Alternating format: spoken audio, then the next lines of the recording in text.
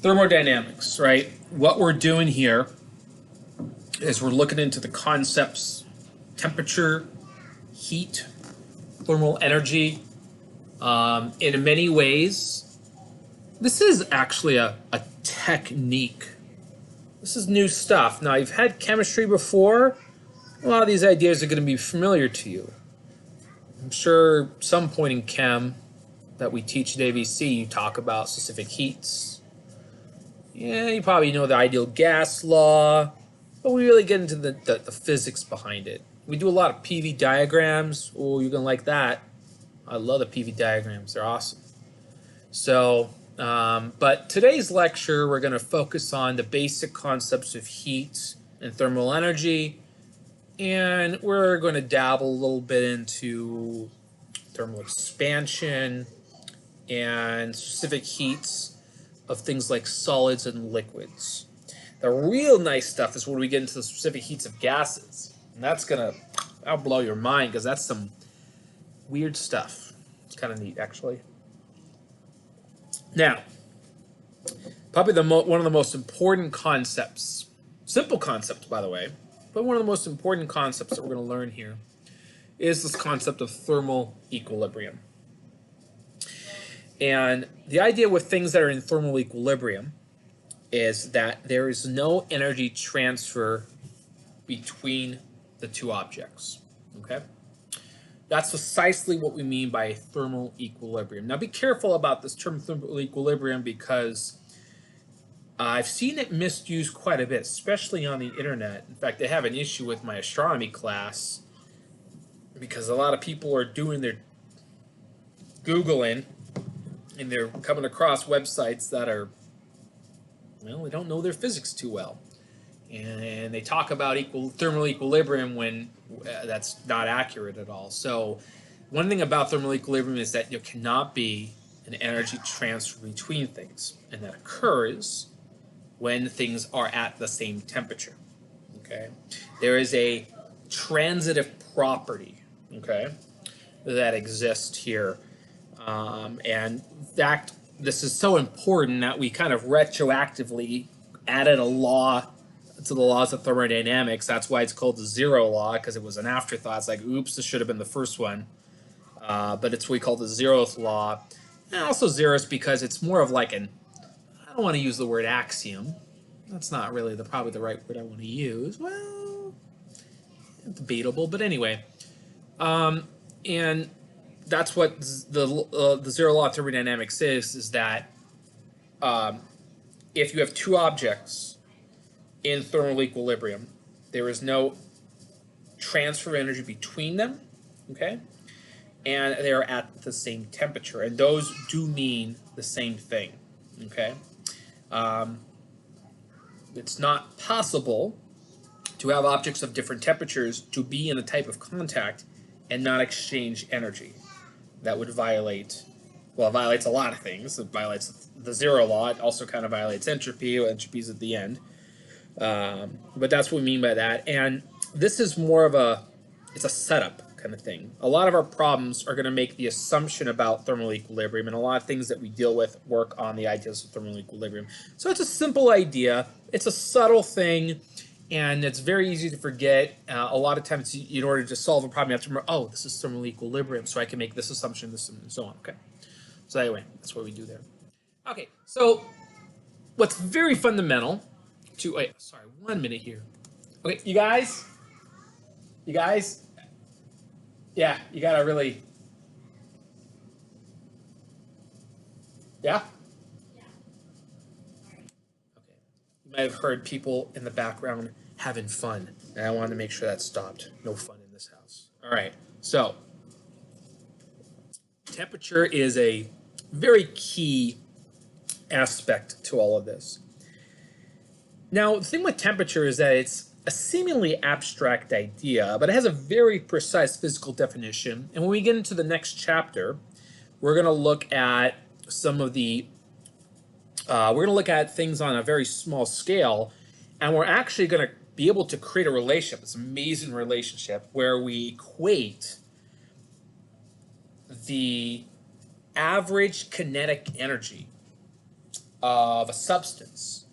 And that is precisely what we mean by temperature. So the idea of temperature is it is related to what we call the thermal energy. Now, if you took 110, which you all did, thermal energy was something that we kind of just, it was like the junk drawer of energy, right? So you had, a kid slides down a ramp, and the ramp is rough.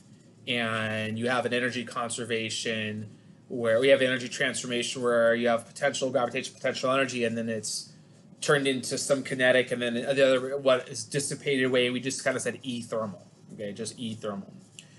Well, that E thermal it's a energy is associated with an internal aspect of an object that raises its temperature.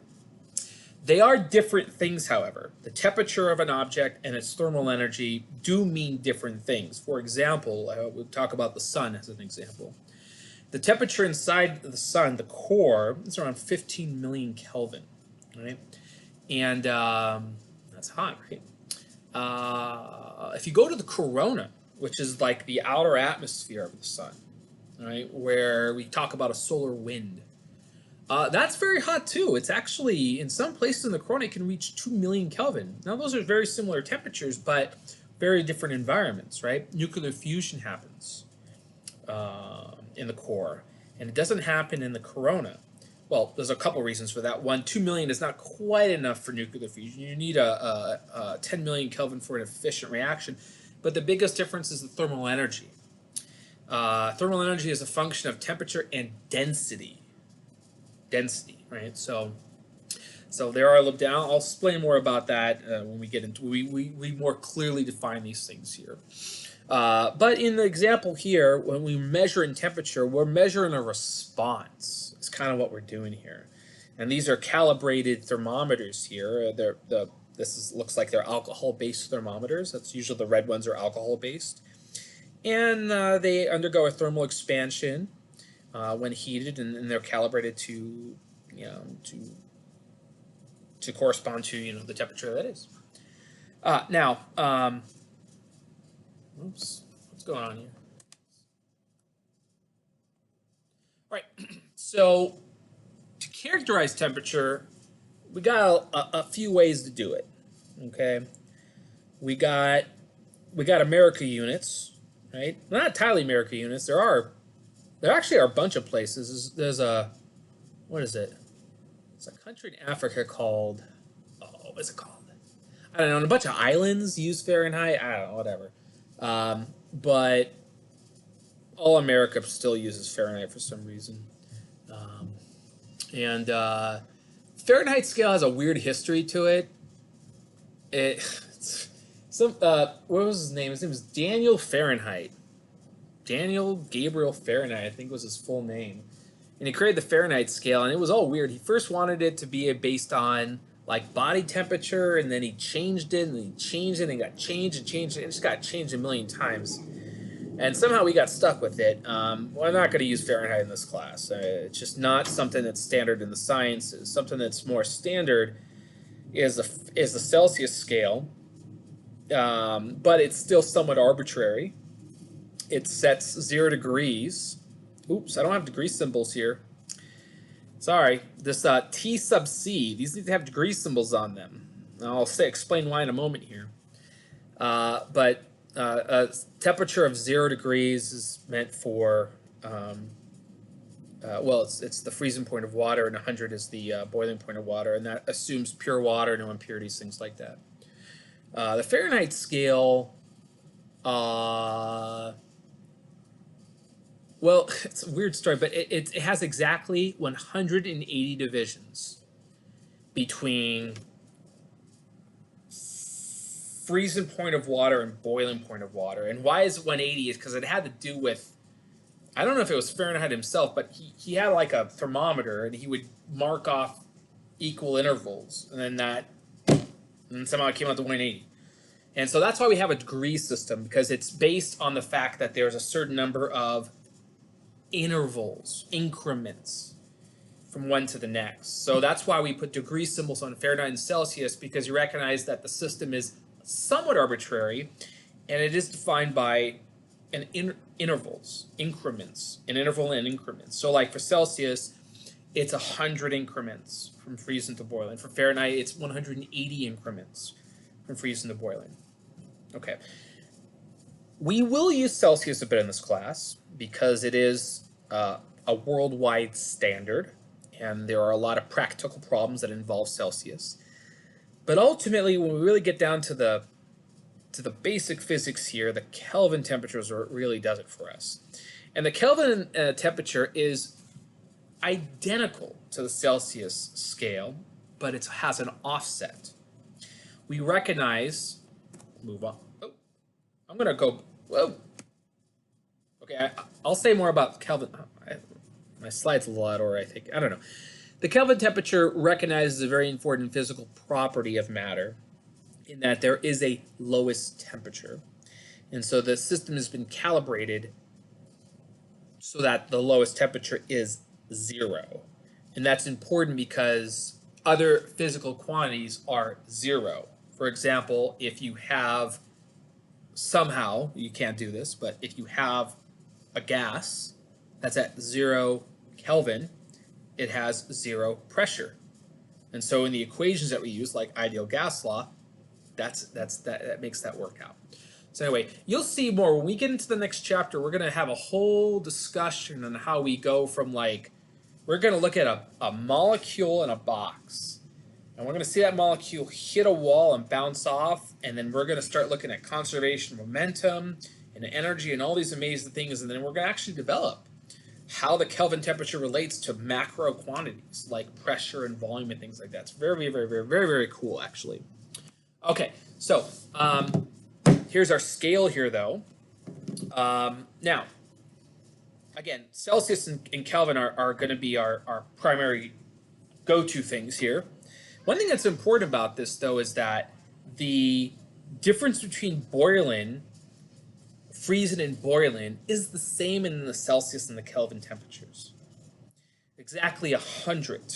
Okay, we say 100 degrees in Celsius. We don't say degrees for Kelvin because we haven't split it that way. It's simply an offset.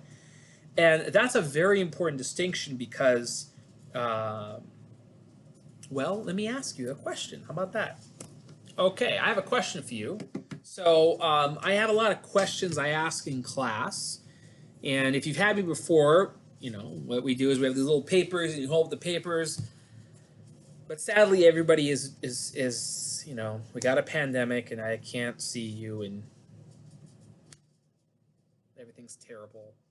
So think about this question, and I'm going to ask you to put a letter in the chat. Put a letter in the chat. So I'm going to give you like 30 seconds, put a letter in the chat, and then that's how you're going to vote on this, and then we'll talk about it.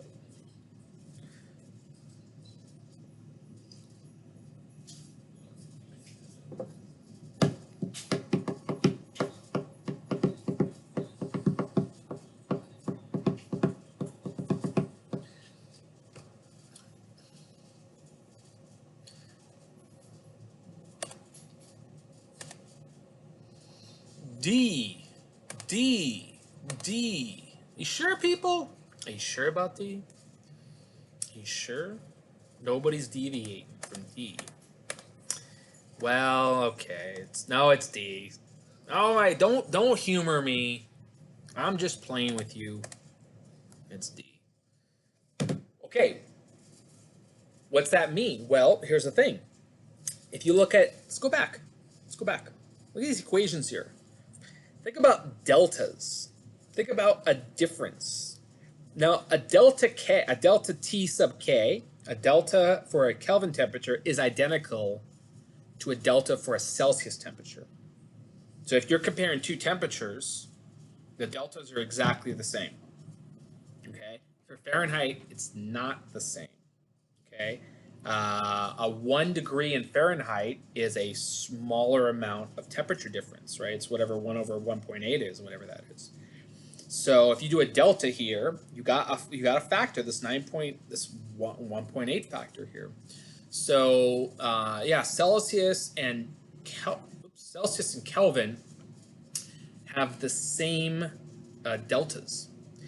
Now this is a big deal because any equations, okay, pay very close attention to what I'm going to say here. Any equations that include delta T's, temperature, can use Celsius and Kelvins interchangeably. Okay, as long as you have a delta T. For example, we're going to have specific heat equations. Okay, and specific heat equations is mass times the specific heat constant for that substance times a change in temperature. And because of that, you can use Celsius or Fahrenheit. I mean Celsius or Kelvins.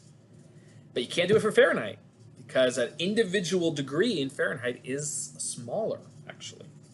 So now, be careful about this though, because if an equation like the ideal gas law that you'll see later doesn't have a delta T but just a T, you can't do that now. That doesn't apply. So it's not entirely confusing, although people in the past have clearly demonstrated to me that it apparently is confusing, but the rule is very simple. If your equations have delta T's in them, you can interchange Celsius and Kelvin. If they don't have delta T's, they're just straight up temperature, then you must use Kelvins. Okay? How about this? Always use Kelvin. Always use Kelvin. And you'll never get it wrong. Unless you screw up the math or whatever, something else. Maybe there's a million things you can screw up, right? All right, anyway. All right, so this is the statement I was making about Kelvin. Why is Kelvin so attractive as a relationship for temperature? It's because of the concept of absolute zero. One of the ways it's illustrated here is this chamber here. Ooh, look at this chamber. Constant volume chamber. Woo! That's good stuff right there. Because a constant volume chamber is going to tell you very precise relationships between pressure and temperature. So guess what? Pressure is measuring your temperature. I mean, when I say constant volume, that of course implies that you're not putting anything in and out. So that means the amount of matter is constant as well. Well, there's a very clear relationship between pressure and temperature, and it's linear. And you can see down here, we have some linear relationships for different gases. Now, what's amazing about these relationships is that, well, they're linear. And there's different slopes. You could probably figure out why that is, right? Different slopes would be from, different abilities of the gas to, when a temperature increase happens, depending on what the gas is like. Is it a diatomic gas? Is it a triatomic? Is it something more complicated? And so the slopes are different, but here's the thing that's cool about it. If you extrapolate backwards, they all meet at the same place. They all meet at this temperature of negative 273.15. By the way, there's a little 0.15 in there. Temperature, and that is the recognition that there is a lowest temperature. When the pressure goes to zero, the temperature reaches a value, which we've now called zero. And so that discovery was very interesting, and it allowed us to create a temperature scale that has a number that is closely tied to other physical elements. Okay, so cool. All right. At what temperature does the numerical value of Fahrenheit match the numerical value of Celsius? And what is this temperature in Kelvin? This is our first example here, so I'm going to switch over to my worked out examples, which is right here. Okay, so you got to know the equations for this stuff, right? So let's check out these equations here. All right. We got our conversion from Celsius to Fahrenheit.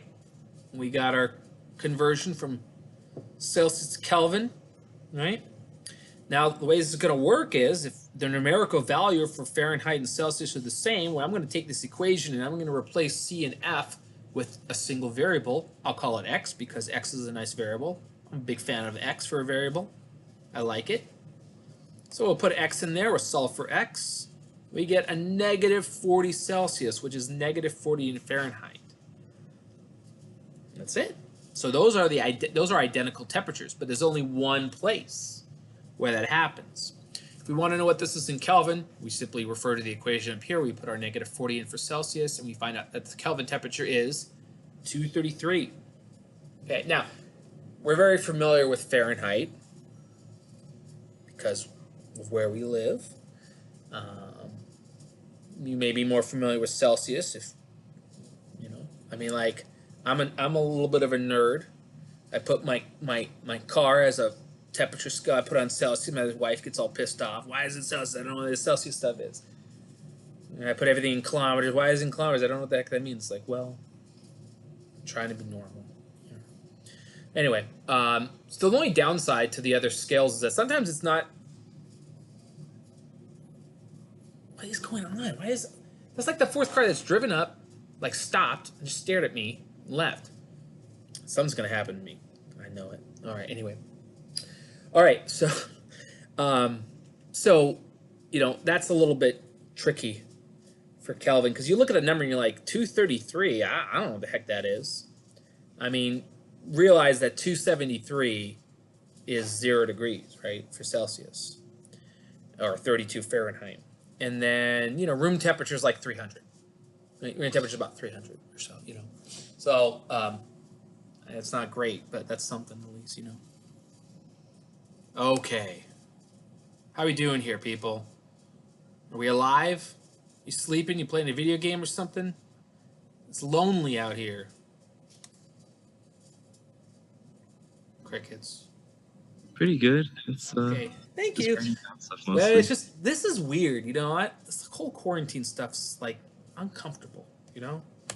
Because I can't see you. I don't know what you're doing. I mean, if I was you, I'd probably play a video game too. Don't do that. Pay attention, please. Anyway, let me get rid of this stuff here. Yeah, it's weird. I don't see your faces. I don't know what the heck you're even doing right now. I'm assuming everybody's just glued to their monitors right now. They're just like, whoa, are you kidding me? Whoa, I didn't know that. I mean, I'm just going to assume that, you know. All right, so seemingly unrelated topic, kind of is in a way, thermal expansion. Now, if you got your text, if you're going to be reading your textbook, well, congrats on that. It's a good textbook. A little expensive, I'm sorry, but, you know, it's a good textbook. It's a really good textbook. It's really good. I love this textbook, actually. Big fan of the textbook. A lot of people talking about the textbook. A lot of people saying good things about it. All right. There's an entire section on thermal stress. You don't need to know that. Okay. I don't know if, for those of you that took Bowen for 110, did he cover material stress when you guys took him for 110 or no? I don't think he did. I mean, it's not in the curriculum, so you don't have to. I don't teach it. And, okay, I'm just curious. Just curious because it's not part of the curriculum. And if you're future engineers, you're going to have a whole class, strength and materials, that you're going to do. Ugh. Is it in the textbook? Like, are we able to? Oh yeah, no. Well, there's stress and strain, Young's modulus, all that good stuff. That's somewhere near the fluid dynamics stuff. I can't remember exactly where it is. It's an optional topic. I don't like to talk about it because if you're not an engineer, you don't care. And if you're an engineer, you're going to take an entire class on it. And I'm not really going to explain. I mean, a single lecture on Young's modulus isn't going to do anything for you. But I'm just, the only reason I'm mentioning it right now is because when you get to the Young's modulus stress, just skip it. You don't have to, I'm not going to teach you anything about that stuff. So it's nice and all, but yeah, not a big deal. I don't know. Like I said, I started off as an engineer myself. I was a chemical engineer for a couple of years, and I didn't like it. And the materials class was like dreadful. Oh my gosh. I mean, I love physics, but man, that was a boring class, dude. Okay. All right. Anyway. I mentioned it because the thermal expansion's there, and the next thing they go in is the stress, because it's important. Because one of the things, I mean, if any of your future engineers here, you know, it's a very important topic that you're going to do. Okay, And that when things are heated or things cool, they expand, generally speaking. I mean, there's some exceptions. Water is a little tricky. You know, water has this weird property that when you cool it down, it actually expands. It's a little strange, but that's part of the properties of water. I think 4 degrees, if I might remember correctly, I think 4 degrees, that's Celsius, by the way, I think is when it gets to its least or densest state, if I remember correctly. Probably don't. Anyway, I think it's 4 degrees. Anyway, but generally things expand, and when things expand, well, if these things are part of a you know, a system, then you have to be able to account for those expansions. So, you know, when they build big things, bridges, things like that, you got to take into account that expansion. In fact, if you you notice, I'm looking outside right now, and I see all this concrete out here, and the concrete's divided up. There's a lot of reasons for that, but one of the reasons is for thermal expansion. And sometimes they don't do such a good job, because I'm looking at the road out here and there's just cracks everywhere. And there's a lot of reasons for that. One of the reasons is thermal expansion. And sometimes things just expand anyway. Anyway, beyond the point. Well, I'm really getting off topic here, though. Okay, so the general principle is this. When an object is heated, when energy is put into it and its temperature goes up, it will expand by an amount that is proportional to its coefficient of linear expansion. This is a material-dependent quantity, like coefficients of friction. And a material-dependent quantity generally is empirical. What I mean by that is there isn't a theory behind it. It is what it is. That's what it is. It's measured experimentally, and that's what it is. As far as I know, to my knowledge, I don't think anybody has theoretically been able to determine rates of expansion. I mean, I'm probably wrong about that now I think about it, but people don't do it. Same thing with like coefficients of friction. They're tested. They're not derived, you know. So what that means for you is you're going to need to look them up. And I'll have a table later, and your book has a table. You got to be mindful of materials. If you're told that you have a steel pipe, well, guess what? You're going to have to look up the coefficient of linear expansion for steel or for mercury or for whatever it is. So be mindful of that. There's an equation down here, a beautiful equation. Look at this. Ratio of delta L over L. Now, you don't really see it like this. I like to put it this way because there's a lot of concept here. I like it in this format. You don't see it in this format typically. Usually the L's on the other side because you typically want to solve for the delta L here. But this is a fractional increase in length. That's what it's saying. And it is directly related to the temperature difference with a proportionality constant in it. So that's kind of cool because it says like, that's what it says is this. If you have this temperature difference for this substance, there is a fractional increase or decrease in your length. That's cool. There's a lot of concept there. So I think that's really neat. So anyway, I like to put it this way.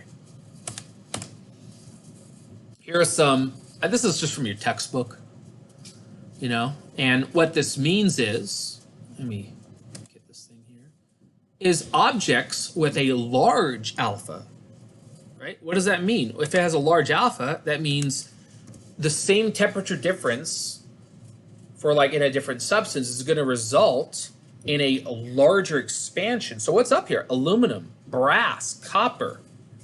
These things expand quite a bit. Glass, not so much. Kind of nice, right? Quartz. Whatever fused quartz, I don't know what fused quartz is, but it doesn't expand much. Apparently doesn't expand much.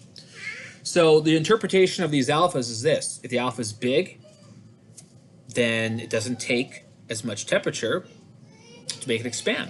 Okay, small change in temperature can result in big changes in that. All right.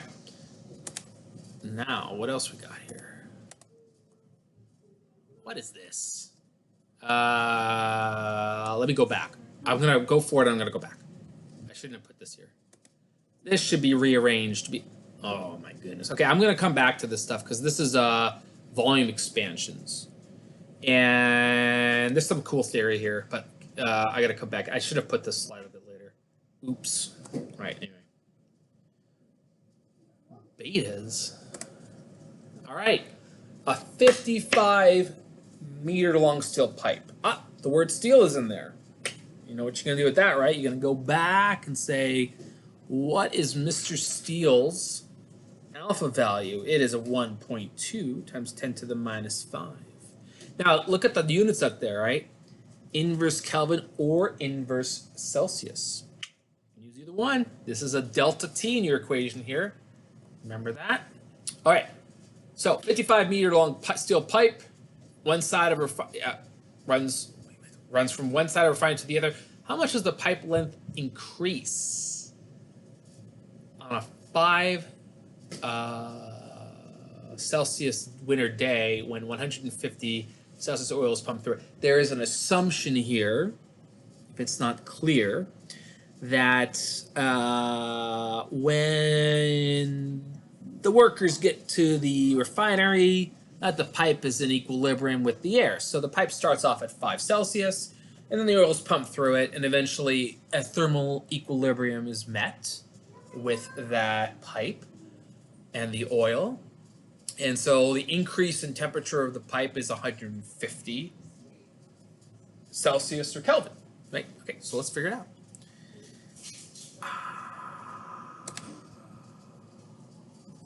Where is it? There it is. Okay. All right. So I put it as 12 times 10 to the minus 6 inverse Celsius. There's our equation. Easy peasy, right? Put your alpha in. Put your initial length. Your delta T is 150. Do some math. We get 0.099 meters, which is 9.9 centimeters. I think it's fair to use 2 sig figs for this problem, even though our initial temperature here is at a 5. I think it's reasonable that if you got a refinery, that you're going to be measuring temperatures to at least 1/10 of a Celsius. That's the reasonable thing. So you could, I probably should edit this to 5.0, but it's reasonable to say that's 5.0. So I'm going with 2 sig figs.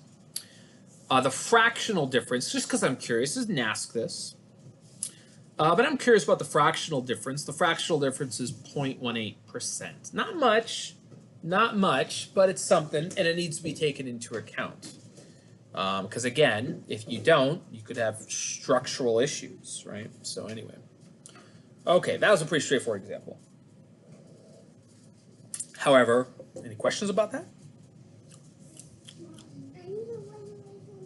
Okay, let's keep going then.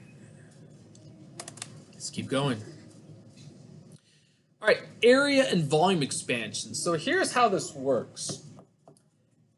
The linear expansion is the key. It's the key, right? And when something expands, as say an area or a volume, what it is, it's linear expansions in different directions. So if you do an area expansion, it's the same equation, but you double the alpha. If you look at volume expansions, for the most part, your betas, which are the volume coefficients of expansion, are 3 times alphas.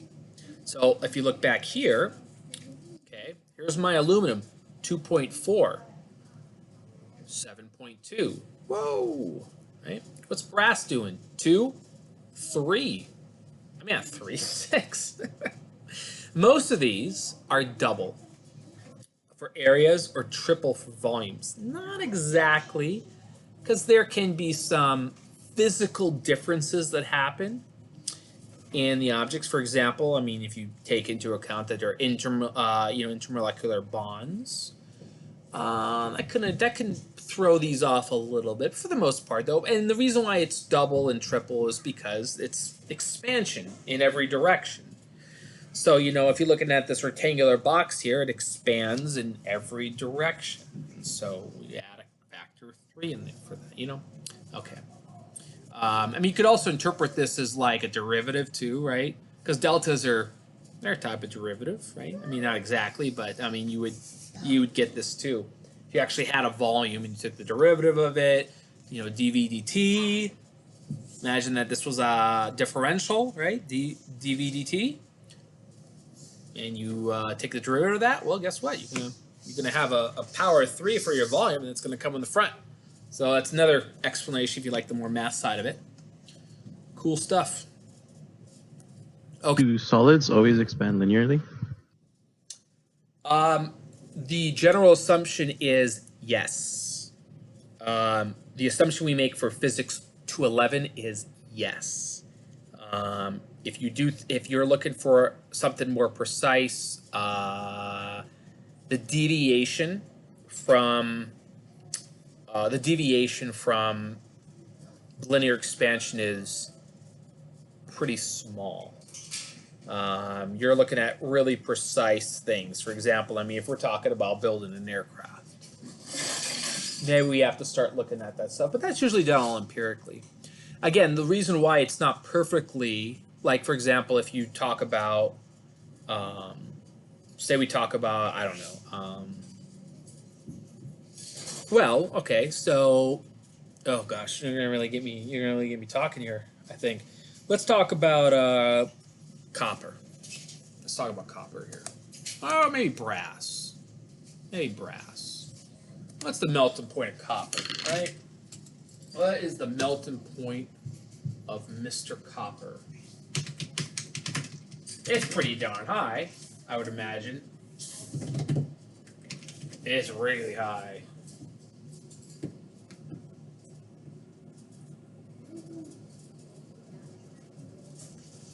Yeah, it's around like 1,000 Celsius. Okay, so in some really extreme examples, if you start to approach, okay, sorry, you got really, sorry. Okay. Oh my goodness. If you start to approach the melting point of a substance, it starts to get nonlinear. And it's because in any substance, your temperature is generally a distribution of, not of temperature, but of speed. And I mean, don't make me go on. But anyway, if you start to reach the melting point, it starts to deviate. And to be honest, I don't even know. There's an equation that does the perturbations from linear, but I don't really know much about that. I'll just be honest, I don't know much about it. Anyway, okay, so that's a good question, by the way. You're gonna make me look this up later. Is what you're gonna do. After this, I was gonna go relax. Now I'm gonna go look up nonlinear thermal expansions. Thanks a lot. That's okay. I'm interested in it. All right, steel plate has a 2.000 centimeter diameter hole. If the plate is heated, what happen? I don't know why you have to have so many sig figs there, but whatever.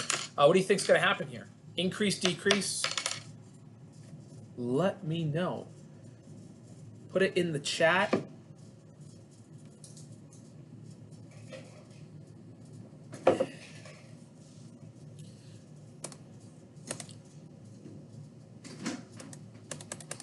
Ooh. A's. Got a C in there. Got a B. Got a couple B's in here. It's actually A.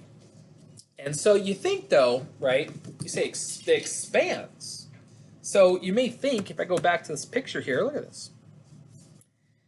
You may say, like, well, okay, if this expands, wouldn't that mean like the circle kind of comes in? No, the whole thing experiences the expansion. So every direction, if you consider any direction, it goes out. So it's always an increase. A hole or anything will always experience an expansion. And that really is due to the nature of the fact that the entire substance undergoes this expansion. And that will result in a larger hole, for example. That's what it said, right? I'm not crazy, am I? I mean, I may be crazy. It's not ruling anything out here, but yeah, hole. Okay, good. All right. So I got a problem here. I'm going to work this out, and I think the next one is an in-class activity. So that'll be your opportunity to work out a problem, and then we'll take a little mini break. How are we doing on time? When does this class end? What? Wait a minute. Wait. This class ends at 5:20. Yeah. Oh my gosh. Well, I'm not doing good on time. I'm gonna lose on time here. I'm gonna lose on time. All right, I've been watching a lot of chess today, so my language is chess. There's a big chess tournament going on. Anybody see that today? I'm a big chess fan. I love chess. Big tournament going on today and tomorrow. And Wednesday we have labs, so I can't watch it. Man, pissed. Anyway, all right. Let's look at the example. I mean, I want to get through this, so I may have to kind of not do the in-class. Maybe I don't know. We'll see. Yeah, I think I'm gonna have to skip the in-class just because I'm not gonna keep you later, even though we're all in our houses and you're not doing anything anyway. But whatever. Okay, so we have a 60-liter steel gasoline tank. Oh, I said steel. You know what that means. What's this beta for steel? It's 35. Okay, great. It's filled of gas. Whoop.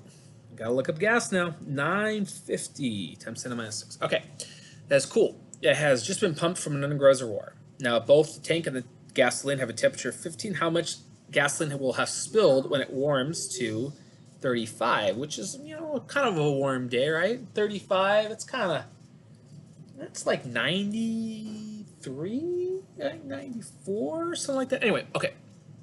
Now, if you look at these betas here, okay, the beta for gas is bigger. So that means for the same temperature difference, it's going to expand a lot more. So the volumes of these things, the volume of the container is going to expand. But the volume of the gasoline expands more, and there will be spillage as a result. So you don't want to fill this tank of gas. There's a secondary problem, by the way, that we could work out. I'm not going to do that. That would say, well, how about I talk about that later? All right. So we're going to work out the delta, the volumes for the gas in the tank. And so we have these equations. Okay, 60 liters of the steel tank and 60 liters of the gasoline. I'm going to work out their volumes. Okay, so we put in their values for beta, 60 liters, and the temperatures here. Okay, so we use in units of liters here, so that means our deltas are going to be liters. Okay. The spillage is going to be how much more the gasoline expands compared to the steel tank. So we're going to subtract those quantities, which is really just subtracting the betas, right? That's kind of cool. So you realize that the extra amount is just the difference of the betas. So the difference of the betas is going to be 925 times 60 times 20, the 20 degree difference there, and we get 1.1 liters are going to spill out. If you compare that to the original amount, it's about 1.1. It's 2% spillage. That's a lot. 2% is a lot, especially if you care about how much it costs. It's a big deal. Now, the secondary question is this. How much gasoline can you put in the tank so that when it does heat the 35, right, that it's actually at capacity, right? It fills up the tank. That's a secondary problem. We're not going to do that one, but it's something to think about, right? It's a nice one to do. Yeah, it's a good one. Okay. Well, nice, Bart. Very nice. Okay, so, the way you do that is you just say that the volumes are equal at the end, right? So these deltas, right? Or you could base it on this percentage here too. You can base the percent. Yeah, so there's a lot of ways you can do that. All right, or just don't fill the tank up. Just don't fill the tank up. That's an option, right? Anyway, so the in-class activity, like I said, we got 22 minutes left. We don't got time for a break. I'm sorry. I rambled too much about the syllabus and stuff. Anyway, this one's a pretty easy problem, though. We got a 200 cubic centimeter glass flask filled to the brim with mercury at 20 Celsius. How much mercury by volume overflows when the temperature of the system is raised to 100? Now, it's the same kind of problem. Glass will expand, not as much as the mercury, though. If you look at the betas for these things, you can see there's a big difference between them, right? 12 and 180. So you do need to take into account the glass. It's not a huge expansion. It's a little bit though, but we do the same basic. It's the same problem, right? And do you realize though? Look at my units here. I'm using cubic centimeters here, and the last time I used liters. That's fine because this is a fractional difference, right? So it doesn't matter what unit you use for volume. You're going to get that in return when you get to the overflow, when you get to your deltas here. So 2.7 centimeters, which is a little more than 1%. So that's a big deal. Again, just don't fill it up all the way. Simple issue. And then you don't have to know the physics. I'm joking. You should know the physics. Okay. So let's move on. Worst case scenario, everybody. Worst case scenario. I reach 520. I'm gonna just keep doing the lecture. You can leave, but I'll record it. You can watch it later. I normally don't do this. It's just that the syllabus and all that stuff. Okay, I should just shut up and move on, right? All right. So I don't think I clicked the screen share. I did it, and now it's back. Fantastic. Fantastic. I think I drank too much coffee though. 2 cups was a mistake. It's 5 o'clock. I'm gonna have a hard time sleeping. Oh no. Okay. The next concept is heat. Talked about temperature. Heat, a little different. Now we're getting into some good stuff here. Okay. Now, heat is a very different idea. Very different idea. Temperature and thermal energy are state variables. They characterize the state of a system. Heat is about interaction, transfer of energy between things. There's a very important discovery in classical physics made by James Joule that work and heat are related to each other. You can raise the temperature of a substance by doing work on the substance. You can heat up the water by putting in contact with something that's hotter. You can stir the water actually, and that's all work. It's all work being done. So this is all about transfer. So one thing you want to be really mindful of here are these different concepts. There are 3 concepts that are very easily confused, but they all relate to each other in a very specific way. Thermal energy is a bulk quantity. It takes into account the temperature of an object, and it takes into account the amount of an object. Okay? And so this is a density issue. It's kind of like this, think about water and it boils, right? 212 degrees Fahrenheit, if we're talking about Fahrenheit. Right? You stick your hand in boiling water, probably going to get a trip to the hospital, right? You have an oven, 400 degrees, for example. You're going to bake something. You stick your hand in there. You're fine. I mean, you don't want to put it in there for like 5 minutes, but you put it in for like 5 seconds, it's basically fine. And it's because the thermal energy is dramatically different. Right? Temperature then is a characterization of how hot or cold something is, and it has a very specific definition to it that we're going to learn in the next chapter. But you should interpret it as, instead of a bulk amount of kinetic energy, it is an average kinetic energy. That's really the main difference between temperature and thermal energy is, excuse me, temperature is an average, and thermal energy is bulk, right? Heat is an entirely different thing. It's the transfer between 2 different systems, okay? Now, the units for thermal energy and heat are the same, though. So thermal energy can be a collective amount of energy, and then some is taken out, and that is heat, okay? We have conventions for this, okay?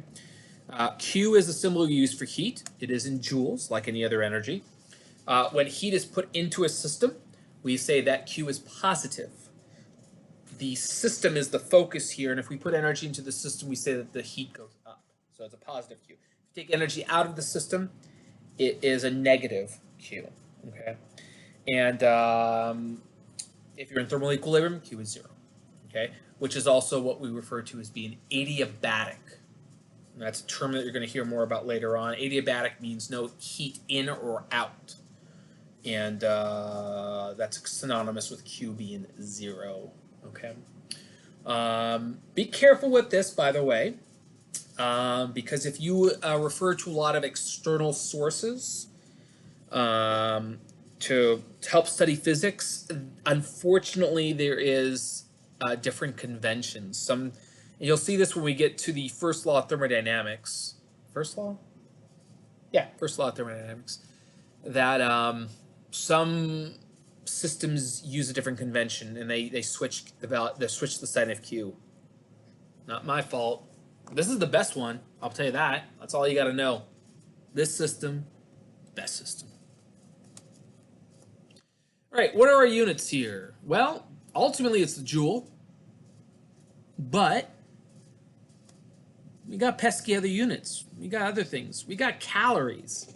I'm sorry, I don't want to use calories, but they exist. They're just there. It's like when you took Physics 110 and for some reason everything's in centimeters, or Physics 1, everything's in centimeters, right? And then you got always convert to meters, and you never remember to convert to meters. It's like probably the number one mistake that ever students makes. You got Coulomb's law, and they stick in centimeters. And I'm just like, how many times you got to mess that up before you get it right? The answer is on average 34 times. I have no idea if that's right, but anyway, joule is what we want to stick to. However, unfortunately, the calorie is a unit that is used, and it's got a nice definition though. Calorie is based on how water is heated.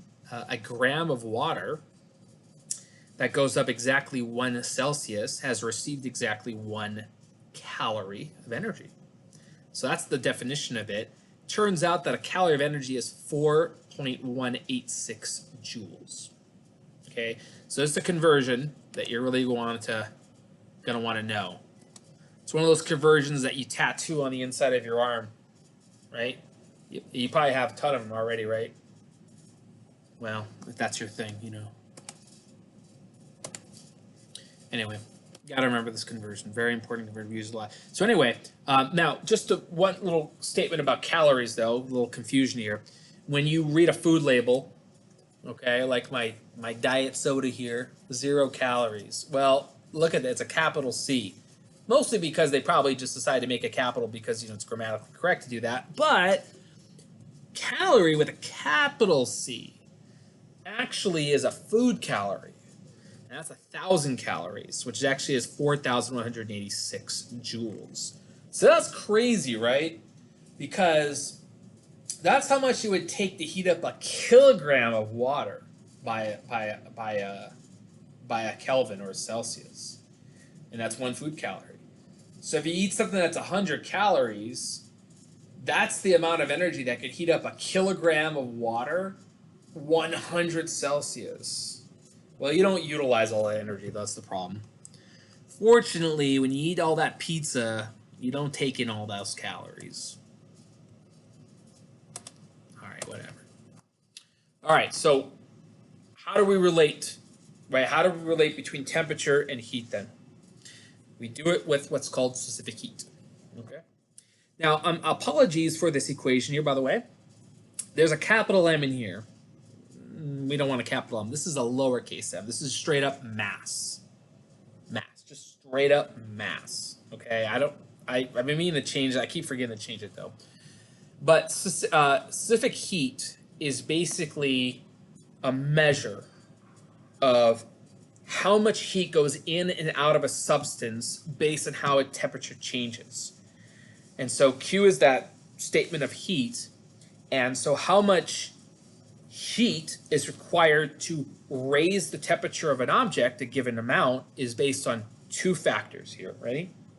Mass and what the material is.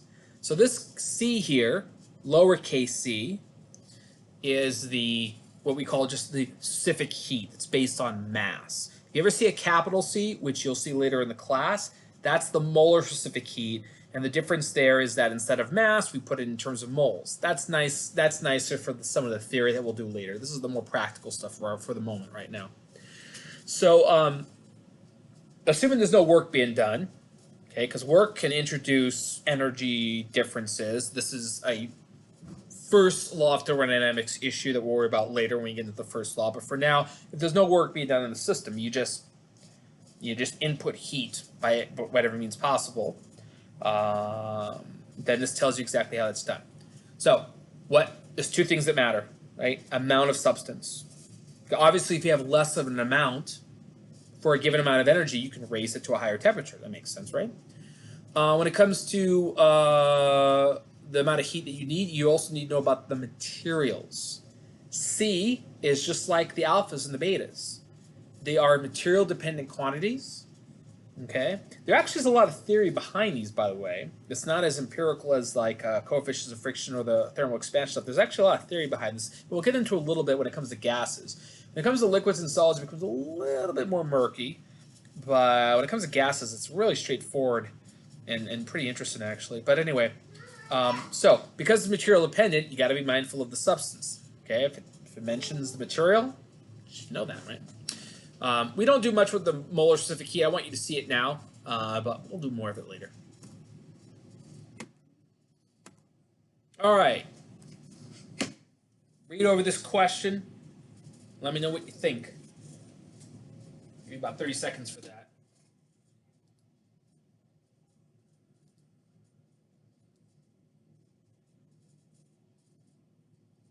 Oh, I'm pretty close to the end. I might finish this up. I'm pretty close here. I'm pretty close. In fact, I might take a little bit of lab time on Wednesday to finish this up, maybe. I'll probably finish, so I got 10 minutes. What do you think? What do you think about this one? Equal masses, equal initial temperatures, right? When it says each is heated for the same length of time over identical burners, that means we're inputting the same amount of Q. Right? Where's the largest specific heat? Oh, a lot of B's. Aw. Guys are great. A little bit of A. A little bit of A. It is B, though. So, a couple ways to think about it. Liquid A is hotter. What does that mean? That means the heat that you put in had the ability to raise the temperature higher. When you have a large specific heat, what you're communicating is this. What you're saying is, you need to put in more energy. Right? Because what are the units of this thing? Look, here are the units. Here are the units here. I mean, you can see it based on the equation, but joules per kilogram per Kelvin. Right? Per Kelvin. So if something is going to be a lot hotter, that means it didn't have very much specific heat. Lead, for example, silver. These have smaller specific heats. You put a certain amount of joules into that, you're going to make that temperature go up a lot higher because it doesn't require as much energy. Something like water. Look at this. That's why it takes forever to boil a pot of water, because it's stubborn. This is specific heat up here, but you can cross this out.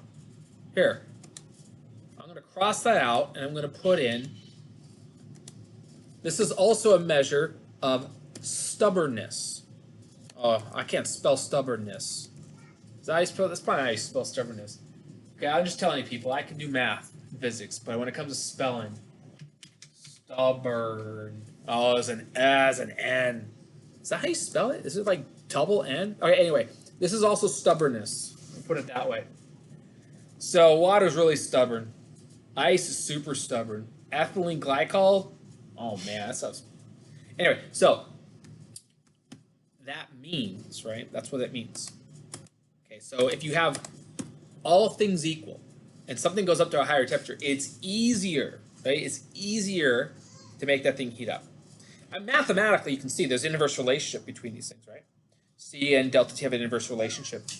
So that means if you were to increase C, delta T is not going up as much, right? Woo! Woo! All right. Oh, this is an untimely example. Look at this. 70 kilogram student catches the flu. I'm sorry, I don't mean to bring this up. I don't want to trigger anybody here. Flu, COVID, whatever it is. All right. Body temperature goes up 2 degrees Celsius. Sorry, I didn't put the degree symbols on here. Should have done that. How much energy is required to raise the body temperature? Okay. And, you know, check this out. Specific heat of a human body is roughly 3,500 joules per kilogram per Kelvin. Pretty high, but guess what? Water is at 4,190, and I've heard, rumor is, we got a lot of water in this. Got a lot of water in there, so it's not surprising that this is just shy of what water can do, right?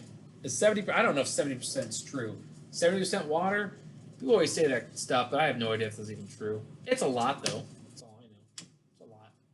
Right, so let's work it out. How much time I got left? 5 minutes? 5 minutes. Okay. Let's see it. Okay. Oh my goodness, look at this. Easy peasy, right? I'll make it harder, don't worry. I'll make it harder. We got our student as 70 kilograms. We got our temperature increased to be 2. Notice I put a Kelvin in there because why not? I can do Celsius, I can do Kelvin, I can do either one. Doesn't matter. They're the same. And I put in the specific heat 110 kilocalories. That's like food calories too. So if your temperature goes up a couple degrees on the Celsius scale, that would be like what, 2.5? I thrice 3.5 on the Fahrenheit scale. It's like eating an apple or something. I don't know. It doesn't make any sense. That doesn't make any sense, really.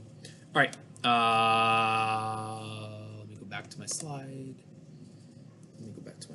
Here. Okay. All right. So, another question for you. We got some silver, low specific heat. And we got some water, big specific heat. Right? Big. We're going to drop the silver, which is pretty hot, in the water. What we're going to end up with. What are we going to end up with? Think about that for a minute. Put a letter in the chat.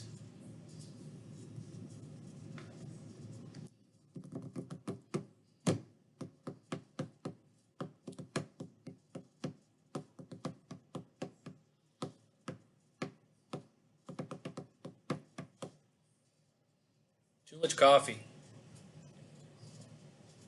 Don't be shy, everybody. Oh, here we go. Here we go. It's coming in now.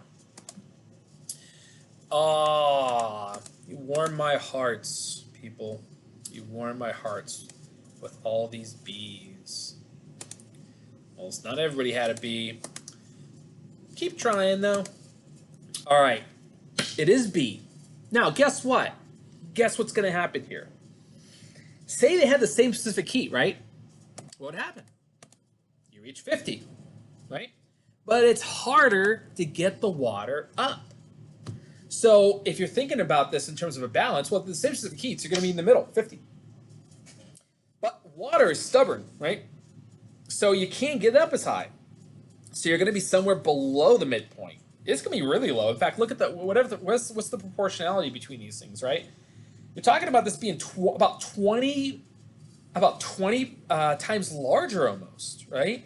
So that means if you take that as a percentage, just like 5%, that means you're probably going to end up around like 5 or 6 or 7 Celsius. I mean, we'll work out the numbers later and figure it out, but it's not going to go up much, right?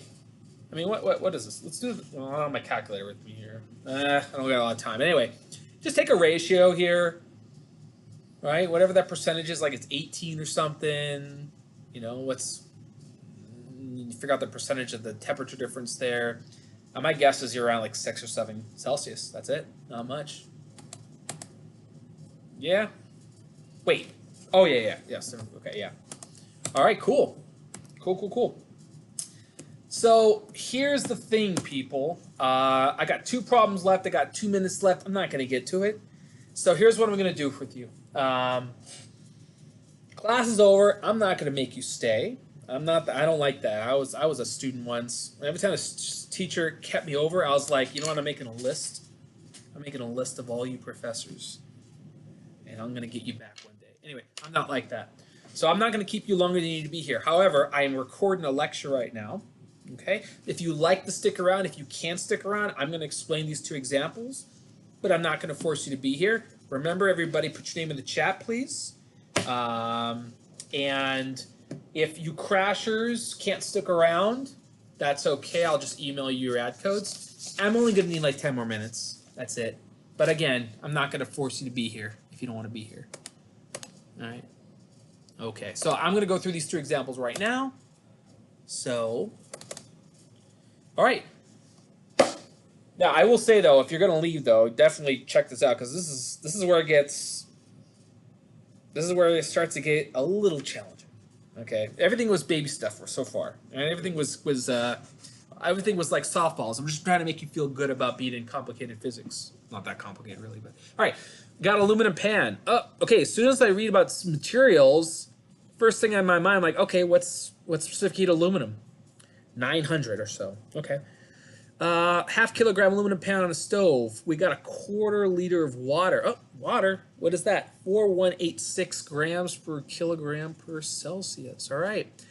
We're going to raise the water from 20 to 80. Well, guess what?